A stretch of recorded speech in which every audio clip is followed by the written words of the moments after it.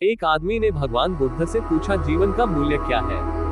बुद्ध ने उसे एक पत्थर दिया और कहा, जाओ और इस पत्थर का मूल्य पता करके आओ, लेकिन ध्यान रखना इसे फेंकना नहीं है।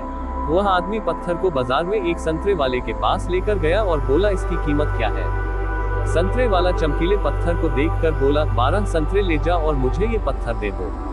आगे एक सब्जी वाले ने उस चमकीले पत्थर को देखकर कहा, एक बोरी आलू ले जा और इस पत्थर को मेरे पास छोड़ दे।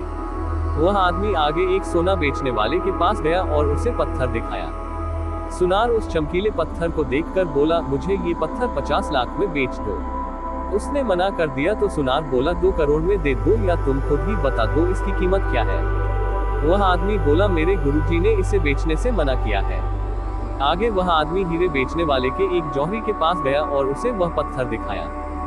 जौहरी ने जब उस बेशकीमती पत्थर रूबी को देखा तो पहले उसे रूबी के पास एक कपड़ा बिछाया, फिर उस कपड़े पर उस बेशकीमती रूबी को रखकर परिक्रमा लगाया और माथा टेका।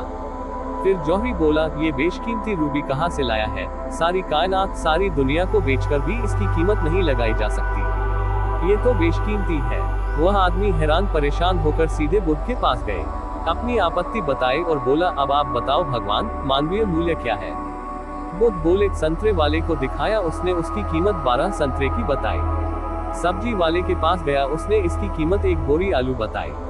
आगे सुनार के पास गया तो उसने इसकी कीमत 2 करोड़ बताए और जौहरी ने इसे बेशकीमती रूबी बताया। अब ऐसे ही मानवीय मूल्यों का भी है। तुम बेशक हीरा हो, लेकिन सामने वाला तेरी कीमत अपनी औकात, अपनी जानकारी, अपनी हैसियत से लगाते हैं।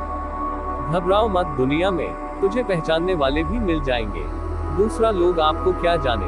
मानव के गुण उसके आंखों से देखकर नहीं, बल्कि उसके कर्म, विचार, व्यवहार से देखकर होता है। वरना यहाँ हर आदमी अपनी कीमत, अपना ज्ञान, अपनी हैसियत से निर्धारित करेंगे।